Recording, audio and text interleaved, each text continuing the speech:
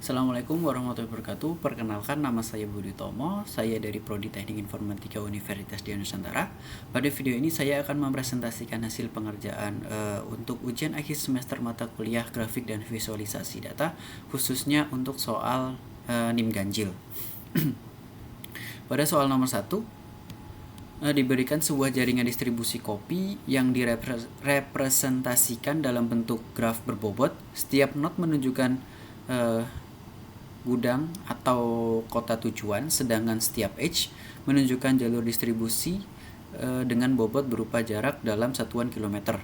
Tujuan dari soal ini adalah membangun graf menggunakan Python, menunjukkan visualisasinya, kemudian mencari rute distribusi paling pendek dari gudang kemudian menuju kota H menggunakan algoritma Dijkstra. Pada bagian awal program saya menggunakan library NetworkX dan Matplotlib. Library NetworkX digunakan untuk membangun struktur graf sekaligus menjalankan algoritma Dijkstra, sedangkan Matplotlib digunakan untuk menampilkan visualisasi graf. Selanjutnya, saya membuat sebuah objek graf menggunakan fungsi nxgraph. Objek graf ini nantinya akan digunakan sebagai tempat menyimpan seluruh node dan edge pada jaringan distribusi kopi. Setelah graf dibuat, saya memasukkan seluruh data jalur distribusi menggunakan fungsi add_wake_edge_from. Data yang dimasukkan terdiri dari not asal, not tujuan, dan bobot berupa jarak. Dengan cara ini, seluruh hubungan antar kota dapat direpresentasikan dalam bentuk graf berbobot sesuai dengan soal. Kemudian saya menentukan posisi setiap node menggunakan Spring Layout agar tampilan graf lebih rapi dan mudah dibaca.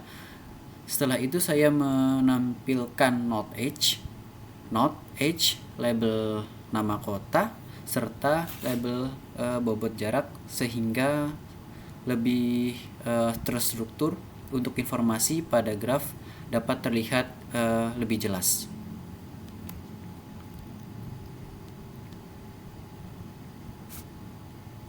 Setelah graf berhasil dibuat, saya menampilkan seluruh jaringan distribusi.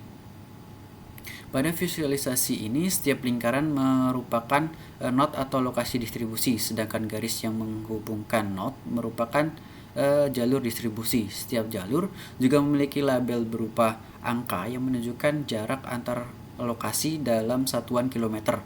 Dengan visualisasi ini, hubungan antar kota dapat dipahami dengan lebih mudah sebelum dilakukan pencarian jalur terpendek.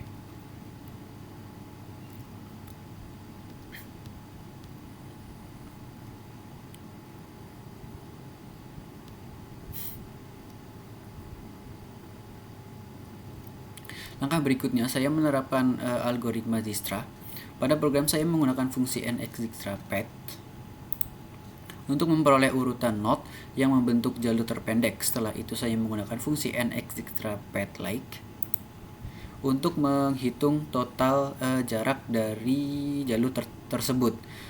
Algoritma Dijkstra bekerja dengan membandingkan seluruh kemungkinan jalur yang tersedia, kemudian memilih jalur yang memiliki total bobot paling kecil. Dalam program ini, titik awal ditentukan dari gudang, sedangkan titik tujuan adalah kota H. Hasil yang diperoleh menunjukkan bahwa jalur distribusi terbaik adalah dari gudang, kemudian ke B, ke D, ke G, dan ke H dengan total jarak yaitu sebesar 32 km.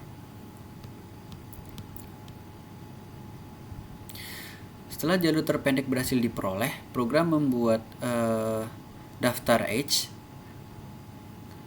tersebut ke dalam jalur tersebut. Selanjutnya jalur tersebut digambar kembali menggunakan warna merah dan ketebalan garis yang lebih besar sehingga terlihat lebih menonjol dibandingkan jalur lainnya. Sementara itu, jalur distribusi lain tetap menampilkan menggunakan warna standar sebagai informasi pembanding. Dengan informasi tersebut, visualisasi perusahaan dapat mengetahui jalur distribusi yang paling efisien tanpa perlu menghitung seluruh kemungkinan jalur secara manual.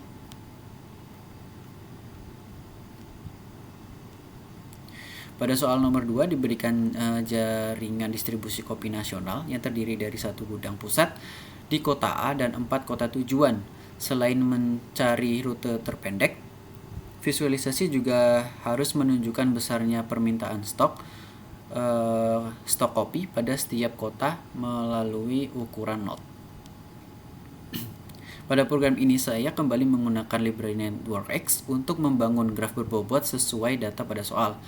Seluruh jalur antar kota dimasukkan ke dalam graf menggunakan bobot berupa jarak sehingga algoritma Dijkstra dapat melakukan proses pencarian jalur terpendek. Selanjutnya saya membuat sebuah dictionary yang berisi jumlah permintaan stok kopi pada setiap kota. Data tersebut digunakan untuk menentukan ukuran not pada visualisasi. Dengan demikian, kota yang memiliki permintaan lebih besar akan ditampilkan dengan ukuran not yang lebih besar pula.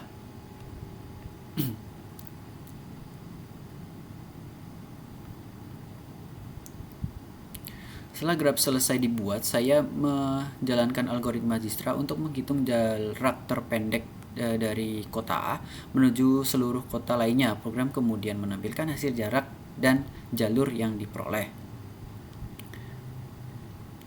Program secara otomatis menghitung jalur dengan jarak terkecil menuju setiap kota. Hasilnya menunjukkan bahwa kota B memiliki jarak 10 km, kota C memiliki jarak 15 km. Kemudian kota D dicapai melalui jalur A, C, D dengan total 20 km. Kemudian kota E dicapai dengan melalui jalur A, C, D, dan E dengan total jarak 30 km. Hasil tersebut menunjukkan bahwa algoritma Dijkstra berhasil menunjukkan rute distribusi yang paling efisien.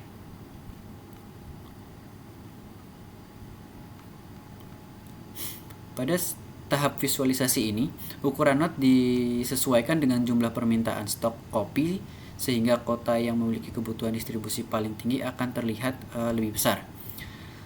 Seluruh edge juga diberikan label bobot agar jarak antar kota dapat diketahui secara langsung. Kemudian program menampilkan jalur terbaik menuju kota E menggunakan warna merah sehingga pengguna dapat dengan mudah membedakan jalur optimal dengan jalur lainnya.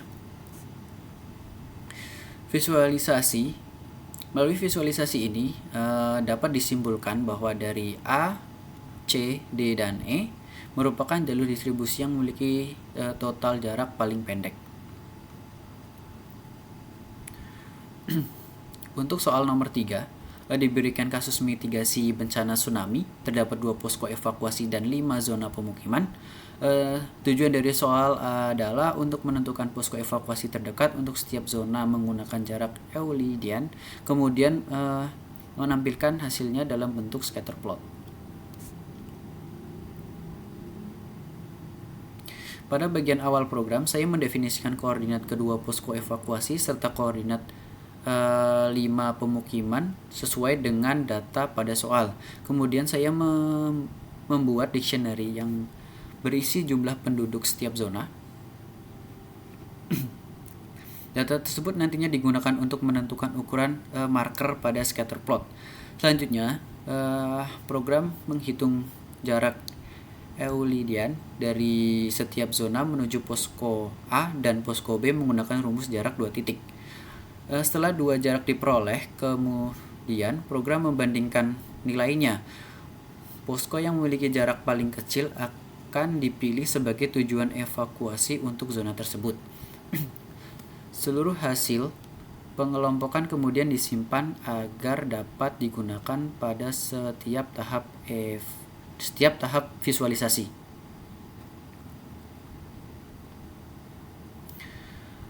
Berdasarkan hasil perhitungan diperoleh bahwa zona 1 dan zona 2 lebih dekat menuju posko A, sedangkan zona 3, zona 4, dan zona 5 lebih dekat menuju posko B.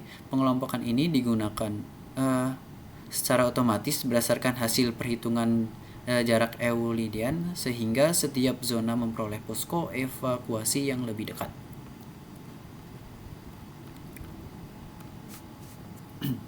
Pada scatter plot, kedua posko ditampilkan menggunakan simbol bintang.